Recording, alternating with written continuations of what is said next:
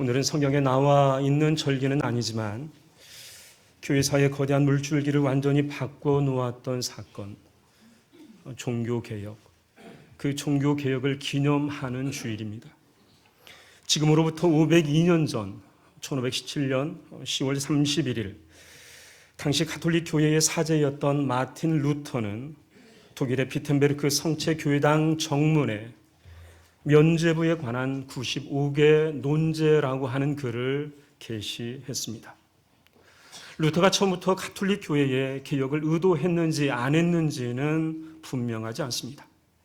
하지만 이 사건은 종교개혁의 신호탄이 되었습니다. 그리고 무엇보다 중요한 것은 95개의 논제는 당시 비텐베르크 교회의 설교자였고 대학 교수였던 루터의 목회적 차원에서 출발했다는 것입니다. 다시 말하면 신학자가 아니라 목회자로서 감행한 사건이라는 것입니다. 여기서 우리는 루터 당시 사람들에게 면죄부가 어떤 의미였는지 살펴볼 필요가 있습니다.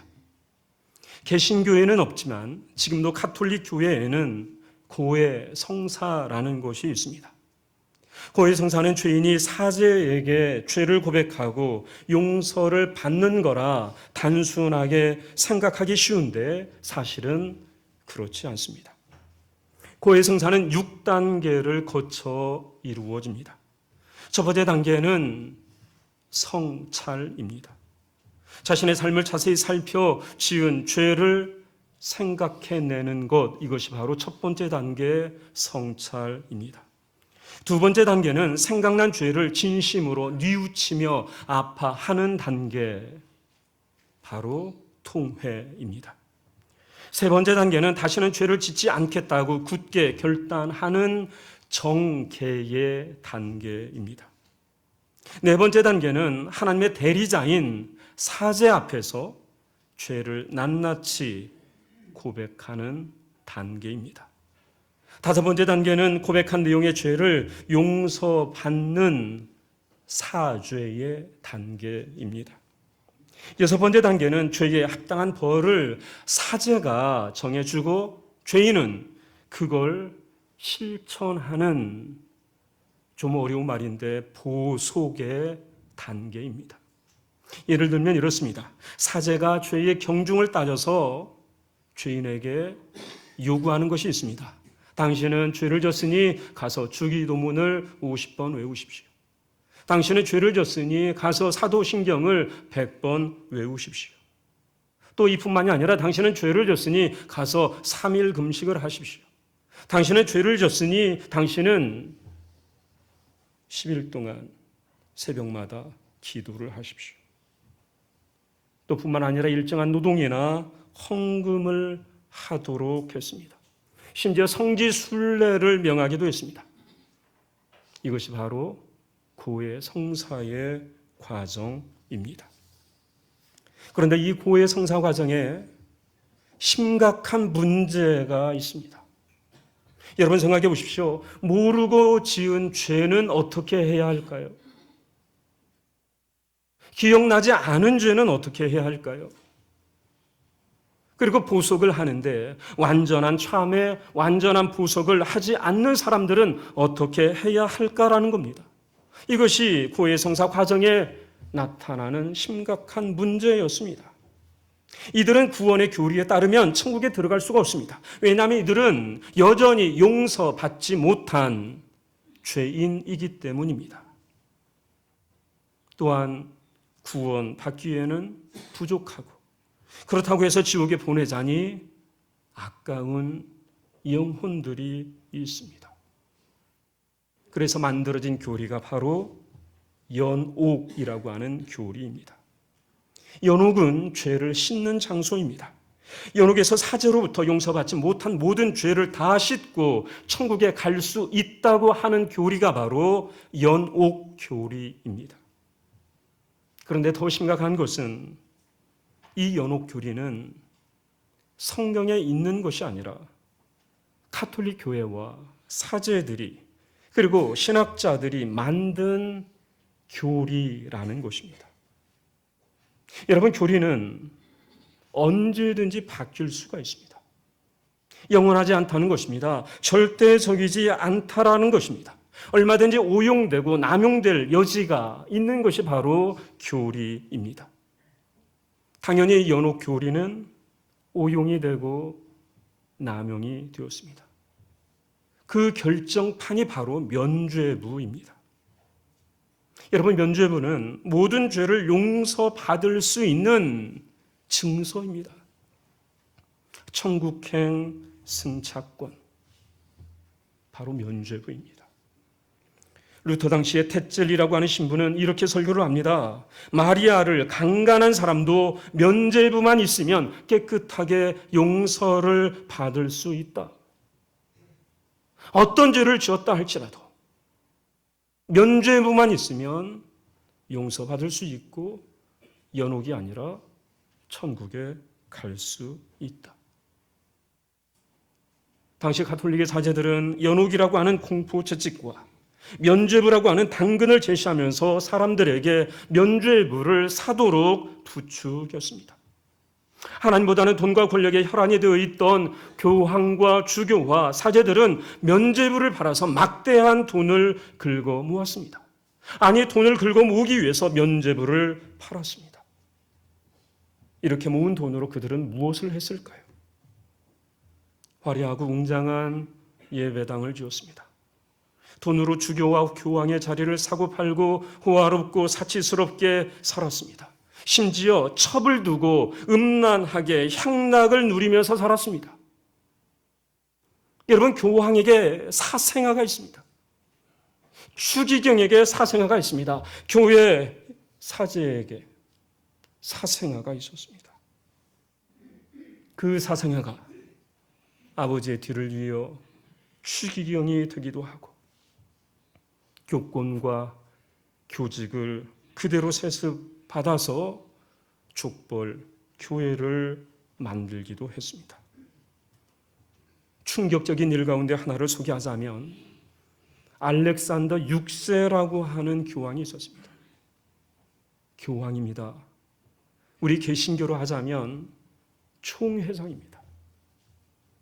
이 알렉산더 6세라고 하는 교황이 수도사들을 위해서 공창제도를 만들자.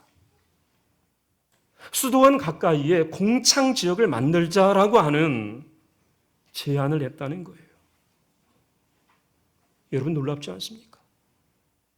여러분, 수도사들은 믿음과 신앙을 훈련하는 사람들입니다.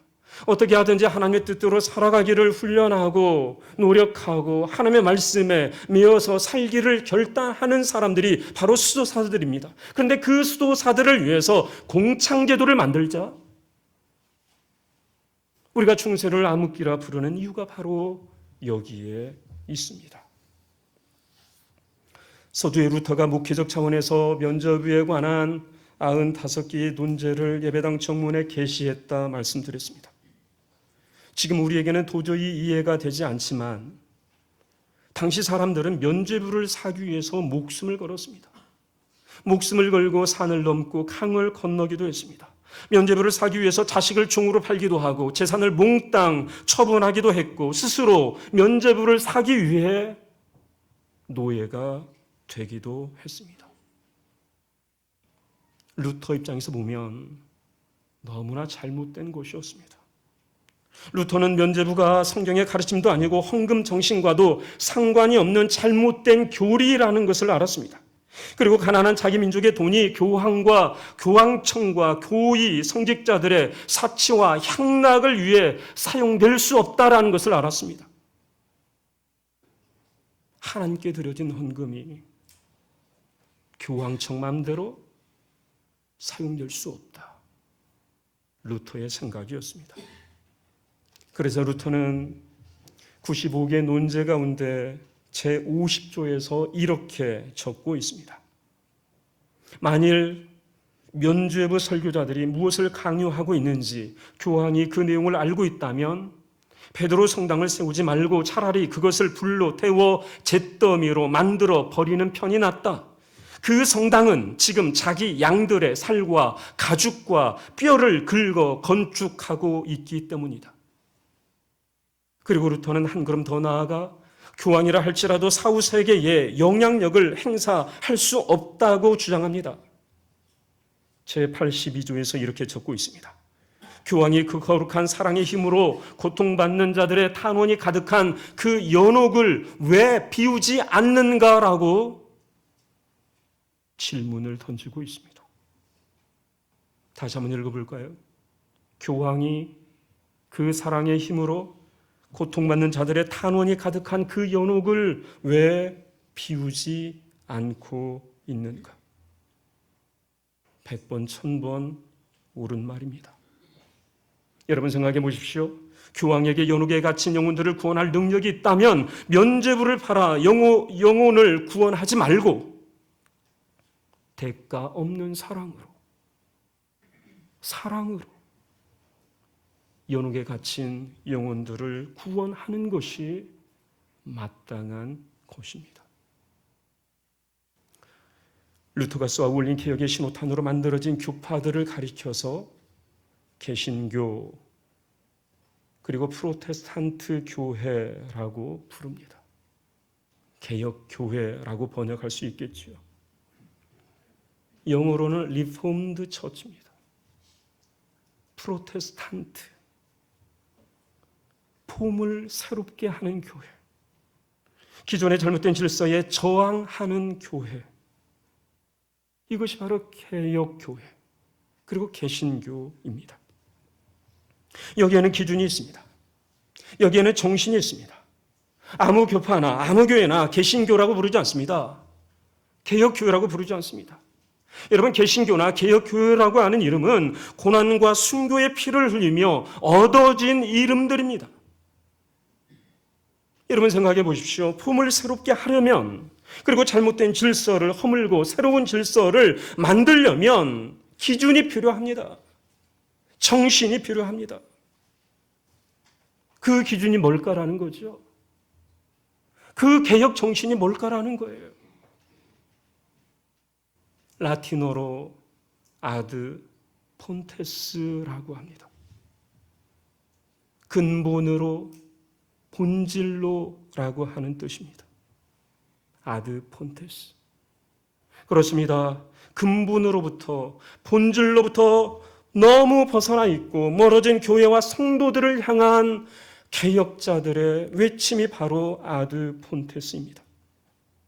타락한 교회와 성도들이 다시 살아날 수 있는 길은 하나밖에 없습니다. 다시 근본으로 돌아가고 다시 본질을 붙잡는 것밖에 없습니다.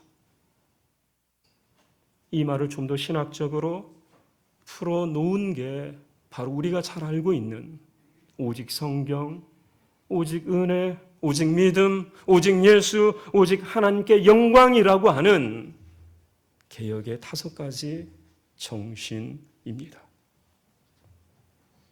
오늘 본문도 타락한 중세 교회와 같은 배경을 가지고 있습니다. 우리가 읽지는 않았지만 11절까지의 말씀은 하나님께서 이스라엘을 향해 내리시는 두렵고 무서운 재앙의 말씀으로 가득 차 있습니다. 여러분 눈으로 11절의 말씀을 다시 한번 보십시오. 여호와의 날이 크고 심히 두렵도다. 당할 자가 누구이랴? 여호와의 날이 심히 크고 두렵다. 당할 자 없다라고 말씀하십니다. 여러분, 왜 하나님께서 택하신 백성들에게 전무후무한 무섭고 끔찍한 재앙을 내리실까? 하나님께서 내리시는 재앙, 당할 자가 없는 재앙입니다. 피할 자가 없는 재앙입니다. 여러분, 심지어 10절의 말씀을 보시면 땅이 진동하고 하늘이 떨며 해와 달이 캄캄하며 별들이 빛을 거두는 재앙이라고 말씀하고 있습니다. 왜 이런 재앙을 말씀하실까라는 거지요. 이스라엘 백성들의 타락 때문입니다. 하나님의 백성이지만 하나님의 백성처럼 살지 않았습니다. 하나님께서 삶의 기준으로 율법과 규례와 법도를 주셨지만 율법대로 살지 않았습니다. 말씀대로 살지 않았습니다. 하나님의 마음에 합한 삶을 살지 않았습니다. 그래서 근본에서 본질에서 어긋나고 멀어진 삶을 이스라엘 백성들이 살았습니다. 그 결과로 주어진 것이 바로 심판이요 재앙입니다. 그런데 오늘 본문의 말씀은 정반대의 말씀을 하고 계십니다. 우리 다시 한번 우리 12절, 13절, 14절의 말씀을 읽어보도록 하겠습니다. 시작.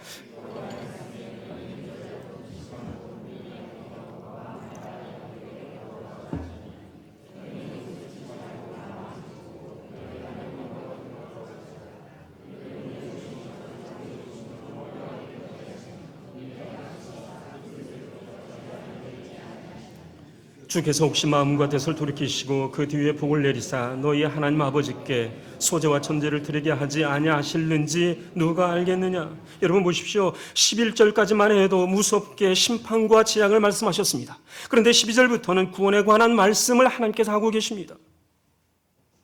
어느 게 진짜 하나님의 계획일까요? 심판과 재앙일까요? 아니면 구원과 은혜일까요? 우리는 쉽게 답할 수 있습니다. 그렇습니다. 하나님의 최종적이고 궁극적인 계획은 구원에 있습니다. 여러분, 만약에 심판이 목적이라면 경고의 말씀이 필요치 않습니다. 타락하고 죄악된 백성들을 즉각 심판하시면 됩니다. 여러분, 즉결 심판이라는 걸 아시죠? 여러분, 즉결 심판은 굉장히 효과적인 방법입니다. 여러분 한번 생각해 보십시오. 하나님께서 이스라엘 백성들을 무섭게 다룬다라고 생각을 해보십시오. 즉결 심판으로 다룬다라고 생각을 해보십시오. 공포로 다스린다 생각해 보십시오. 죄를 짓는 순간에 죽는다. 여러분 어떻게 될까요? 눈으로 죄를 지으면 눈이 멀게 하시고, 손으로 범죄하면 손을 자르시고, 가서는 안 될 곳에 가면 다리를 자르시고, 욕심과 탐욕으로 남의 것을 도둑질하거나 일부러 남에게 손해를 끼치는 사람이 있다면 그 사람을 즉각적으로 알거지로 만들어 버리신다면 사람들은 어떻게 반응을 할까요? 어떻게 믿음 생활을 할까요? 어떻게 신앙 생활을 할까요? 그러나 하나님께서는 이런 방법을 사용하지 않으십니다. 하나님께서 무섭게 재앙과 심판을 말씀하시는 이유가 무엇입니까? 심판의 목적이 있지 않습니다. 재앙 자체의 목적이 있지 않습니다. 하나님께서는 돌아오길 원하십니다. 죄인들이 돌아오기를 원하십니다. 타락한 백성들이 돌아오기를 원하십니다. 근본으로부터 본질로부터 멀어지고 어긋난 삶을 사는 사람들이 돌아오길 원하십니다. 얼마나 오래전에 떠나왔는지, 얼마나 멀리 떠나왔는지, 얼마나 타락했는지 중요하지 않습니다. 이제라도입니다. 여러분 10절 말씀을 보십시오. 여러분 이제라도 하나님께서 말씀하십니다. 이제라도 마음을 찢고 돌아온다면 재앙 대신에 복을 주시고 끊어지고 무너진 제사의 자리를, 예배의 자리를 다시 회복시켜 주시겠다고 말씀하십니다. 그런데 사람들은 말하지요. 이제 와서 어떻게 하겠다라는 말인가? 너무 늦었다는 말이겠지요. 면목 없다는 말이겠지요. 자격이 없다는 말이겠지요. 그냥 이대로 살겠다는 자포자기의 말이겠지요. 그러나 이렇게라도 말하는 사람은 일말의 양심이라도 있는 사람일 것입니다. 어떤 사람들은 말합니다. 내가 언제? 내가 무슨 잘못을 했다고? 나는 할 만큼 했어. 나는 결백해. 나는 거룩해. 나는 안 했어. 나는 억울해. 이렇게 말하는 사람들이 있습니다. 여러분, 우리 사회가 양분되어 싸우는 이유가 무엇입니까? 정치, 경제, 교육, 사회, 어느 곳 하나 성한 곳이 없는 듯 싶습니다. 이유가 무엇입니까? 우리나라 사람들 가운데 10명 중에 4명이 만성 울분을 갖고 있다고 합니다. 그 중에서 20대, 30대가 가장 높다는 거예요. 여러분, 그 청춘들이 왜 만성 울분을 가지고 살아갑니까? 여러분, 불공평하다는 거 아니겠습니까? 불공정하다는 거 아니겠습니까? 여러분, 태어날 때부터 불평등과 불공정을 가지고 태어났습니다. 그래서 소망이 없습니다. 아무리 노력해도 소망이 없습니다. 모든 걸 포기할 수밖에 없는 이 무정한 현실, 이 현실을 누가 만들었습니까? 그런데 더 비참한 것은 책임지는 사람이 없다는 것입니다.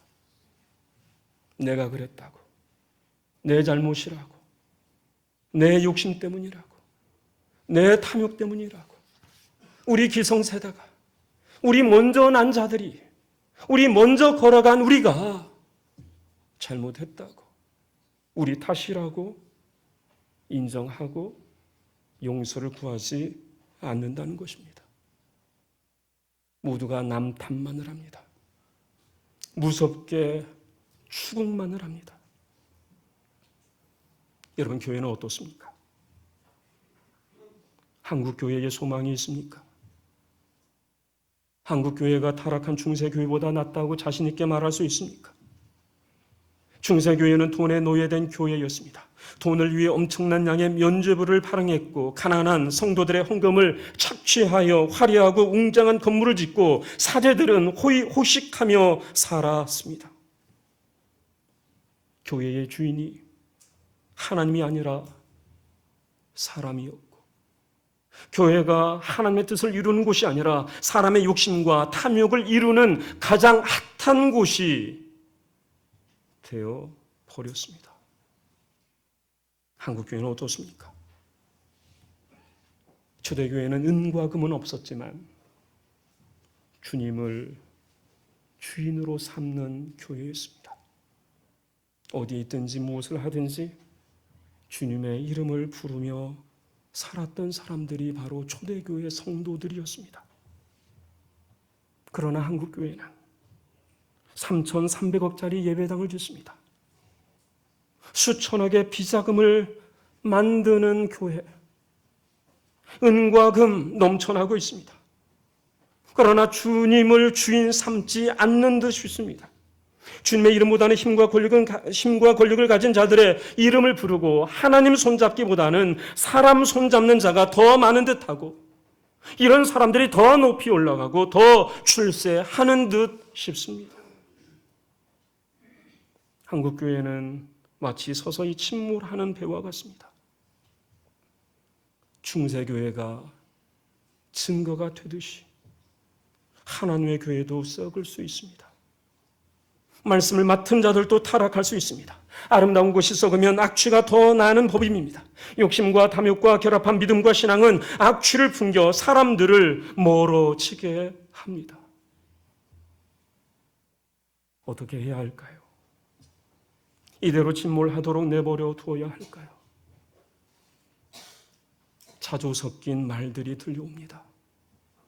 망해야 돼. 한국은 망해야 돼. 한국 교회는 망해야 돼.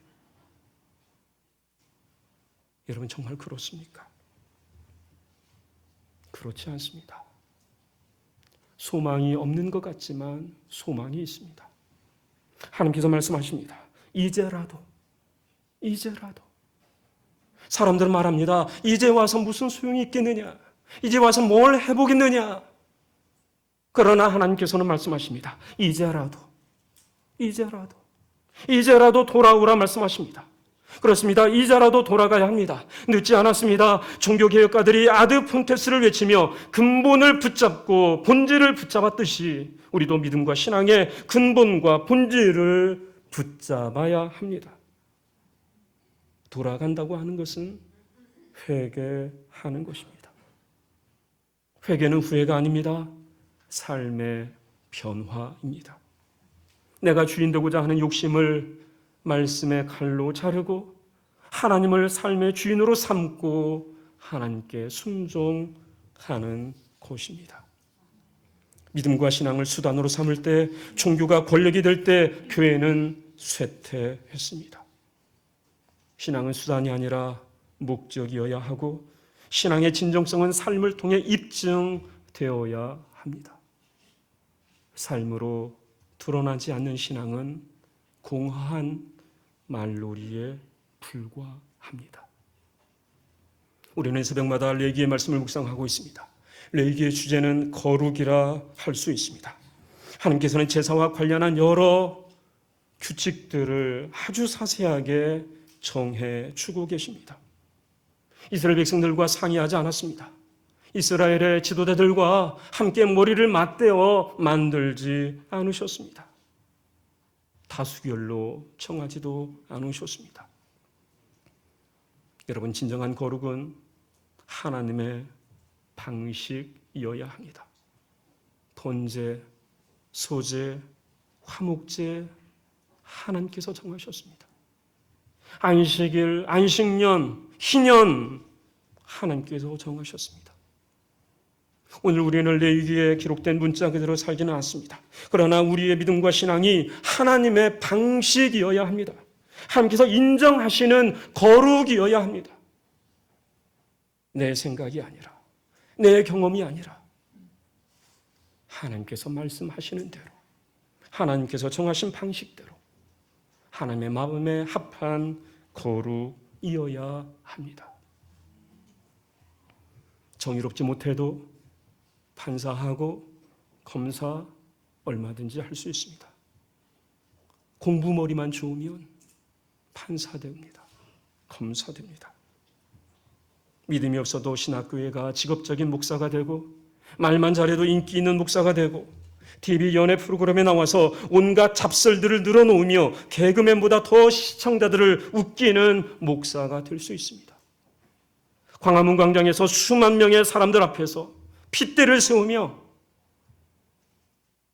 원수가 누구인지, 적이 누구인지 말도 안 되는 말장난을 일삼는 목사도 있습니다.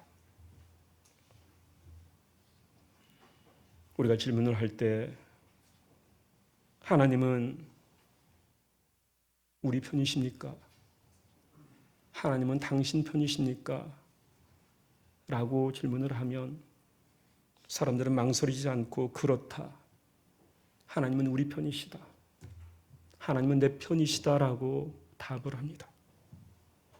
그런데 반대로 질문을 하면 당신은 하나님 편이십니까? 우리는 하나님 편입니까? 라고 질문을 하면 사람들은 머뭇거립니다. 주저합니다. 여러분, 왜 그럴까요? 우리 스스로가 100점이 아니라는 것을 알기 때문입니다. 100% 정의로운 사회 없습니다. 100% 정의로운 사람 없습니다. 100점인 교회, 100점인 성도도 없습니다. 우리의 삶은 모호합니다. 단칼로 진리와 비진리를 나눌 수 없습니다. 신앙과 불신앙을 선명하게 나눌 수가 없습니다. 그렇기에 어떻게 해야 할까요? 우리의 삶을 점검하고 또 점검해야 합니다. 살피고 또 살펴야 합니다. 구멍이 난 곳은 없는지, 허물어진 곳은 없는지, 무너진 곳은 없는지.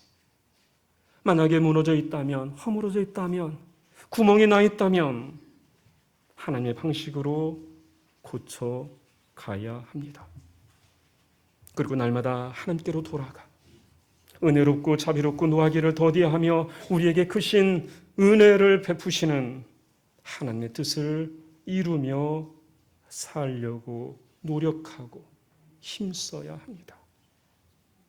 여러분, 신앙은 훈련입니다. 여러분, 믿음은 노력입니다. 애씀입니다. 작년에 별세한 유진 피터슨이라고 하는 목사님이 계십니다. 아마 많은 책도 쓰셨고 아마 여러분도 잘 알고 있는 목사님일 거라 생각을 합니다. 이분의 책 가운데 물총새에 불이 붙듯이라고 하는 책이 있습니다. 그 책의 서두에 다음과 같은 내용이 있습니다. 제가 한번 읽어보겠습니다. 그리스도인의 삶은 그리스도인다움에 일치하고자 하는 평생의 노력이다. 다시 한번 읽을까요? 그리스도인의 삶은 그리스도인다움에 일치하고자 하는 평생의 노력이다. 목적과 수단의 일치, 우리가 하는 일과 하는 방법 사이의 일치, 성경에 쓰인 것과 쓰인 것을 사는 우리 삶의 일치, 배와 뱃머리의 일치, 설교하는 것과 사는 것의 일치, 설교 내용과 삶의 일치, 예수 안에서 육신이 되신 말씀과 우리가 육신으로 하는 일의 일치, 이것이 바로 믿음이라 정의하고 있습니다. 도전이 되고 찔림이 되는 말씀입니다. 종교개혁은 쉽게 말해 하나님을 하나님 되게, 교회는 교회 되게, 성도는 성도 되게 하자는 것입니다. 이것이 바로 믿음과 신앙의 근본이요 본질입니다. 개혁은 진행형이어야 합니다. 개혁을 한 번으로 끝나고 한 번으로 만족한다면 개혁의 주체들이 개혁의 대상이 되는 때가 반드시 오게 되어 있습니다. 우리 삶의 주인은 누구십니까? 우리 삶을 지배하는 주인은 누구십니까? 하나님이십니까? 돈입니까? 아니면 여러분 자신입니까? 아니면 힘과 권력을 가지고 있는 사람입니까? 박노해라고 하는 시인이 있습니다. 이분이 갈라진 심장이라고 하는 시를 썼는데 이 시의 한 대목이 이렇습니다. 청년들에게, 힘들고 어려운 시대를 사는 청년들에게 그 힘듦과 그 고통스러움을 포기하지 말 것을 당부하는 시의 한 대목이 이렇습니다. 씨알은 처음부터 두 쪽이 아니라고, 인간의 심장은 두 개가 아니라고, 처음부터 갈라진 씨알은 이미 죽은 씨알이라고, 처음부터 갈라진 심장은 이미 죽은 젊음이라고, 정의를 내치든지 이익을 내치든지 영혼을 내치든지 성공을 내치든지 젊은 날에 두 개의 길은 없다고. 하나님만이 우리의 주인이 되십니다. 하나님만이 우리의 아버지가 되십니다. 주님께서는 말씀하십니다. 한 종이 두 주인을 섬기지 못한다 말씀하십니다. 잘못된 주인을 모시면 인생이 고단해지고 종국에는 망하게 되어 있습니다. 지금도 늦지 않았습니다. 이제라도입니다. 하나님께서 말씀하십니다. 이제라도 하나님께 돌아가면 됩니다. 이제라도 하나님께 돌아서면 됩니다. 이제라도 거룩을 붙잡으면 됩니다. 그러면 반드시 하나님께서 복을 주시고 회복의 은혜를 주실 줄 믿습니다. 저와 여러분 삶 가운데, 우리 신림교회 공동체 가운데 이런 은혜와 결단이 있기를 간절히 소망합니다. 기도하겠습니다. 살아계신 하나님, 하나님의 말씀처럼 저희들 살기를 원합니다. 어렵고 힘들어도 포기하지 않게 하시고 우리를 붙잡으시고 기다리시고 또 우리에게 소망을 주시는 하나님을 믿는 믿음으로 또 결단으로 살아가는 저희들 되게 하여 주옵소서. 예수님의 이름으로 기도하옵나이다. 아멘.